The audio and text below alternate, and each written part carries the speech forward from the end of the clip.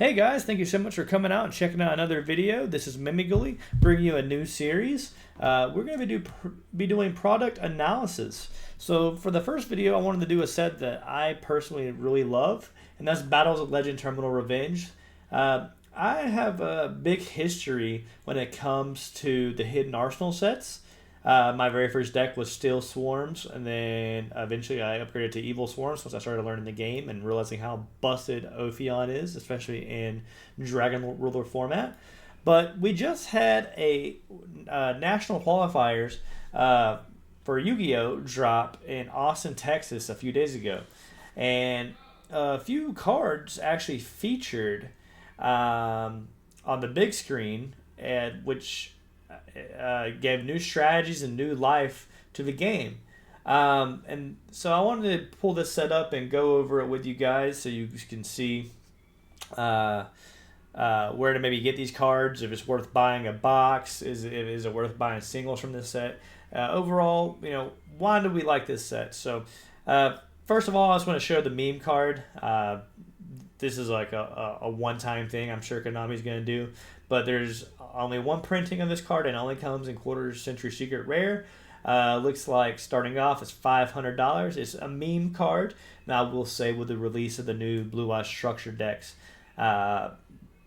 this card may see some play, but from what I've been reading online is that they don't typically need to make Magia. It's doable, but it's not always needed.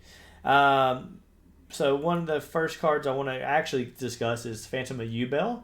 I've seen this card on the screen numerous of times. It was Yubel Snake Eyes, Yubel Fiendsmith, anything that can run a Fiend and a Yubel in the same deck. That you would see this card. I actually pulled a copy of it, sold it for $53 the other day. So if you're able to get your hands on it now, I would go ahead and do that. I can't imagine the card will fall too much in price, especially with all the events that are coming up, and seeing how strong Yubel actually was as far as the top cut goes. There was a handful of Yubel players that made it to the top 16. Wanted to also discuss one really cool thing about this is there was a few people that represented the Spiritual Beast strategy. And in all honesty, this deck is kind of budget friendly. There's two cards that you have to spend money on, and that will be Alara and Elder. But other than that, the deck's totally budget, and my biggest takeaway from that is, other than it being budget, is it really does take a really good pilot to perform with this deck. I think the biggest thing about the Spiritual Beast is knowing what inboard it's safe to stop on. And I think that just comes with a bunch of practice, a bunch of games with the Spiritual Beast. But love the archetype. Glad they got new support. The aesthetic is there for me. Love the deck. A really cool thing about this is this set does bring some chances at older, I won't say older, but a couple years ago, when I'm saying older, archetypes that may not have gotten the reprints needed for when they were on the top of the game, and that being the first. I'm just gonna go and say it. So branded. This is where you get your pretty versions of the cards. Originally, you were locked for the Branded Fusion. You were locked into either getting the structure deck. I believe it was a super copy, and then a ultimate rare copy from an OTS pack. Now you have a chance to get a quarter secret century or the secret rare version, and then you can do the same thing for Lebellion. And I believe some additional branded cards are also in this set, some of the traps and whatnot.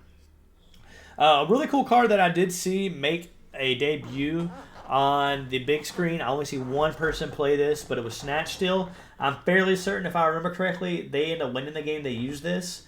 They were able to snag a fire monster and make Promethean Princess. So if you needed a non-$20 version of the card that is actually pretty, come to the set. Get the secret rare version or the quarter secret century rare version.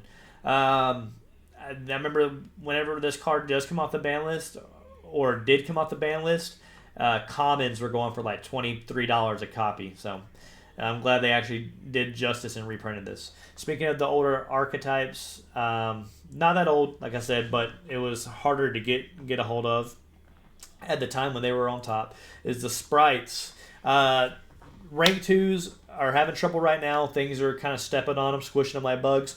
However, what I will say is if Melfi, Tri Brigade, or even Sprite itself, or a new level 2 archetype comes out, these guys will see play.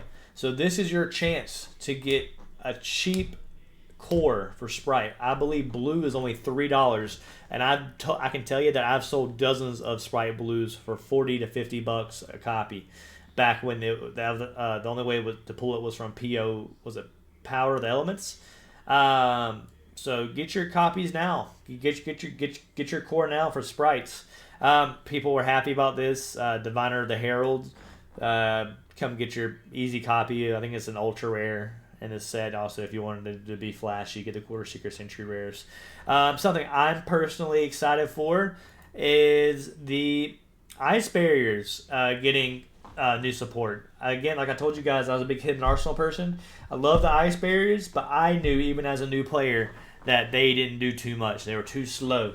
They didn't really work together the way they should. There's a bunch of moving parts, but they didn't move fast enough, and they didn't move in unison. Well, let me tell you this. Lancia is a game changer. Now, we didn't see anyone at the Texas Nats play Lancia or play Ice Barrier, but let me tell you, in the hands of a good pilot, this deck will slap. And with the Mermails and the Atlanteans getting new supports, I can only imagine that there's going to be splashable water monsters, or engines rather, that you can make to make the Ice Barriers go crazy. And not to mention, we have Toad, we have Bahamut Shark, we have all this new support coming out that this deck could easily jump on.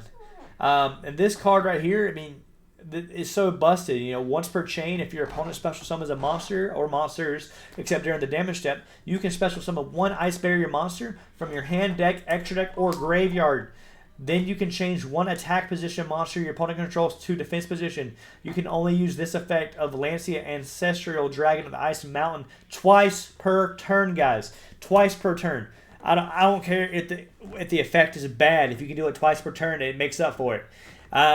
Also, the last part is actually cracked. Okay, hear me out. If this face-up Synchro Summon card and its owner's control leaves the field because of an opponent's card, you can special summon one Ice Barrier Synchro monster from your extra deck. This is treated as a Synchro Summon. You can summon a free Trishula or Trishula Zero, or Absolute Zero, I think is what it's called, something of that nature. And dude, those monsters are cracked. They're compulsories. They do so much, and in a format where it seems almost pointless to make a Trishula, being able to just to cheat one out with this monster is just nutty. There's so much in this set that I don't have time. I won't have the time to discuss.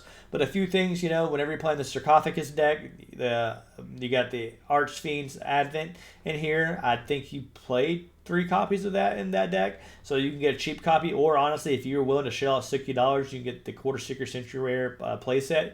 A really cool card is Blaze Supreme Ruler of all Dragons. If you're a big fan of rank 7 piles, Red Eyes, or if you're feeling feisty, if you're feeling crazy, my boy, you can do the Dragon Rulers and just get this guy out there.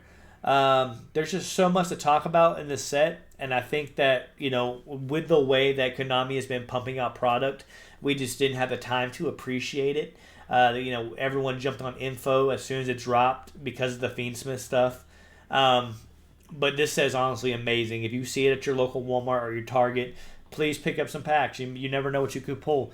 Also, I want to throw this out there, just how we're talking about Magia as being like a one of and the only printing of it. If you're a collector, this set's got a few neat things for you. You can try and snag an alternate art Sky Striker Ace Quarter Secret Century Rare. It's the only way to get this card, as well as its co-pilot Sky Striker Ace Rose alternate art in QCR rarity. two beautiful cards. Only way to get it. This set's got something for everybody. Collection, competitive, and just having an overall good time with the game. So yeah, I really love the Battles of Legend Terminal Revenge set, and I would honestly, if I had to rank it 1 out of 10, it's a solid 10 out of 10 for me, brother. Solid 10 out of 10. Well, thank you guys so much for coming to check out my first product analysis. Just want to say this. Please like, comment, and subscribe. I appreciate everyone that stops by, but Mimi Gully out.